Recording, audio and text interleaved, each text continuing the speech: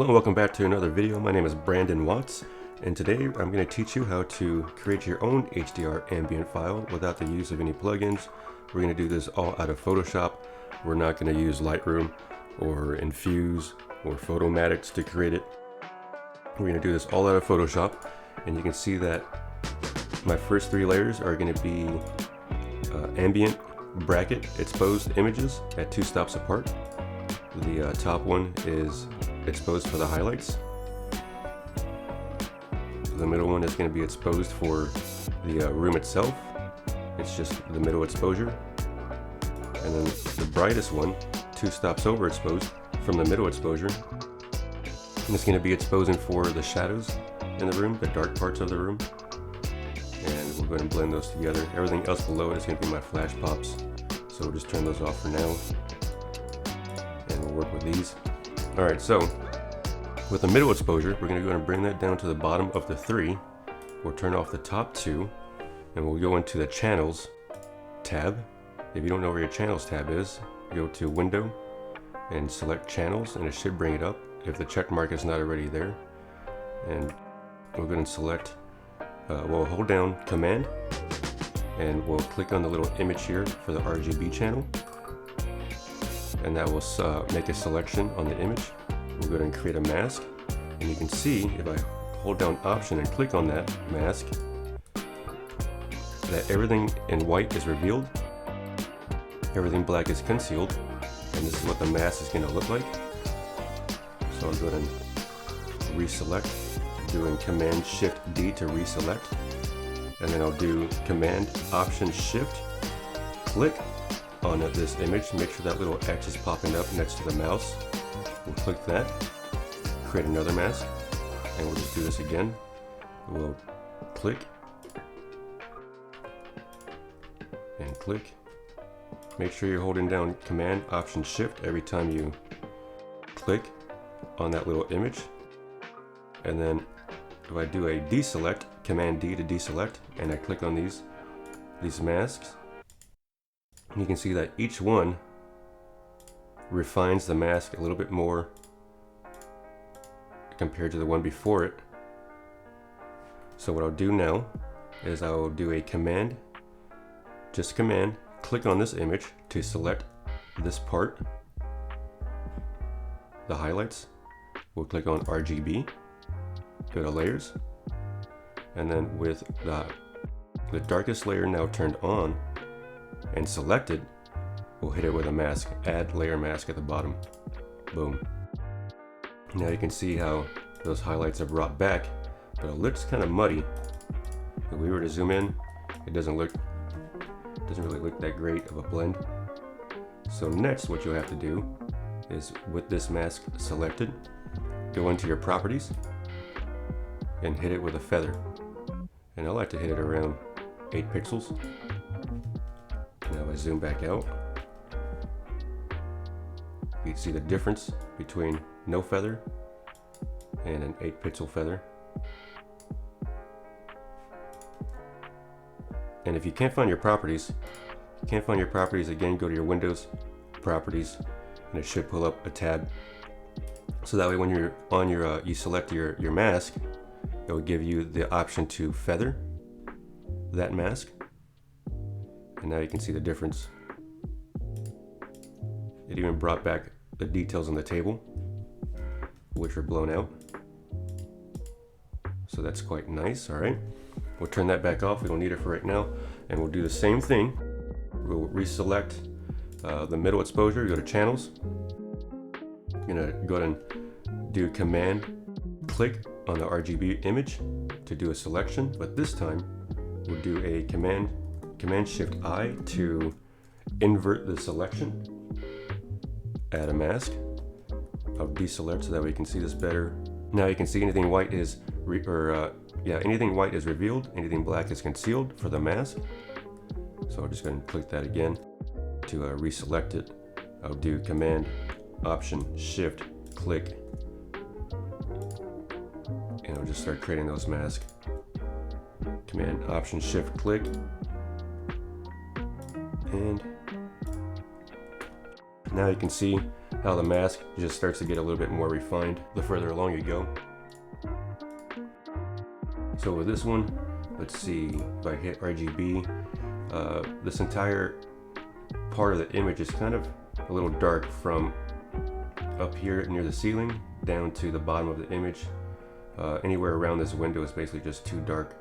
So I will probably go with, I think, this one, which allows a little bit of light back in, but not too much compared to this one. And then of course this is brighter white, which is what we need. So hold down Command, click to select, go to RGB, layers, turn back on the brightest exposure, and I'll make sure that that is selected. Hit it with a mask, and now with this one, you see how that affects the image. That is without any feathering applied. Let's go ahead and hit it with, let's say like 250.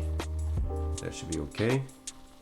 Hit enter, and you can see the difference between this is without the feather, this is with the feather of 250, and then this is without the shadows, the brightest exposure turned on. This is with it turned off and then turned back on. This is off and back on. So you see how now we add the highlights, how everything looks a lot better compared to just, this is the base exposure, and then after the adjustments we just made, that's basically the HDR ambient file. So I'm going to group these. I'm going to call this luminosity. Okay, I'll do a Command J. I'll call this Lumenzia. And to show you the difference, I'm just going to delete these real quick. I have my action set up to create that HDR blend for me, or that HDR ambient. Now you can see the difference between Lumenzia and what we just did in Photoshop. And it's similar, not exactly the same. It is similar, but I'm assuming it's probably because of the type of mask that we're using through Lumenzia. For this one, it was a D2, or not a D2, a L2 for the highlights. And you can tell the difference between this mask. Let me go back to properties. Between this mask, here it is with no feather, and this one here, also with no feather.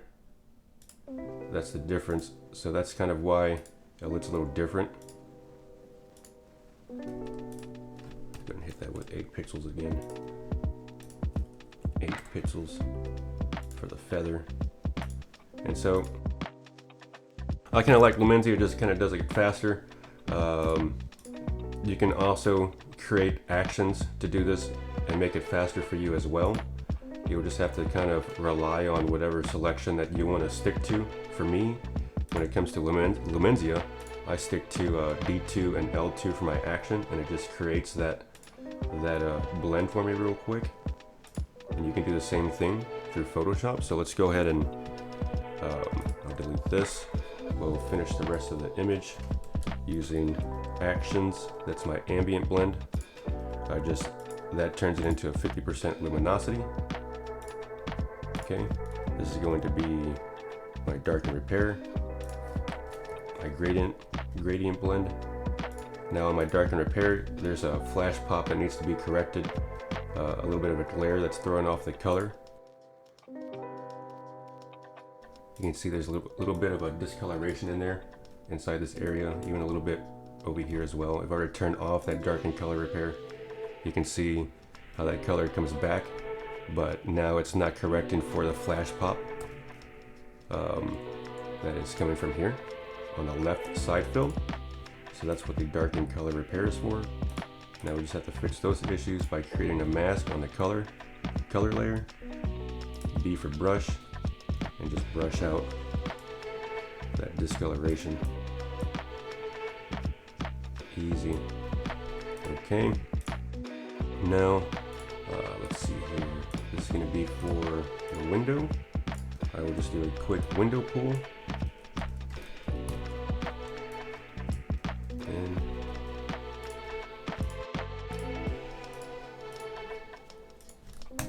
it's too easy.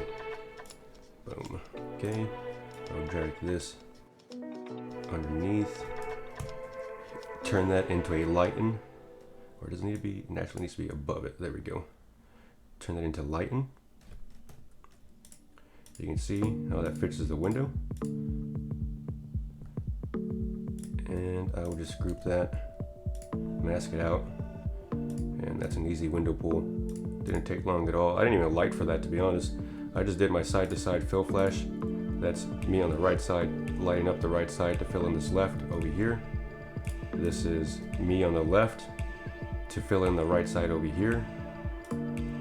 And all I did was use that right side fill, brought that up, turned that into a darken, and that fixes that. So now I will do a Command Option Shift E to merge all visible. I'll do a Command Shift A to bring up my camera roll, and I'll just hit it with a quick auto and some adjustments, some minor adjustments. What's also nice is that you can also do, let's see here, probably have to create it again. So let's just go ahead and delete these.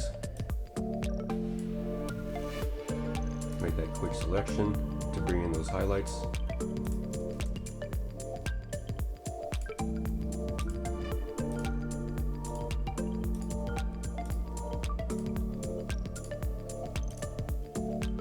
Just trying to whittle it down to about here, to expose only for the sky. I will do a Command M to bring up my curves, and if you don't know where your curves are at, go to Image, Adjustment, Curves. Bring this all the way down to clip those blacks, bring this all the way up to clip the whites as much as possible. It gets a little tricky up there. Okay, and one thing I need to do is to bring in a sky. So we'll just bring in a sky, make that appear like so.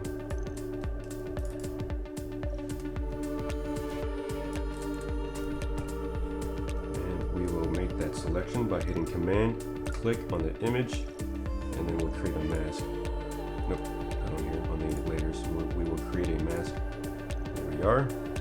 We will lower that opacity just a little bit to around 70%, and we can do a, let's see here, filter other maximum. Hit it with a radius of 1 pixels. And you can see the difference when I do Command Z on these branches. Kind of fixes those branches, and Command Shift Z to redo, and you can see the difference. This is before, this is after. That's before. After. How it just kind of fixes up those branches. And there you go. I mean, that's pretty much done. Actually, you know what? We need to fix this light. Bam. Just brush that out. B for brush on the mask. And brush that out. There we are. I think that looks pretty good. So if you have any questions, feel free to drop a comment below. I appreciate everybody's support. And you all take care and have a great day.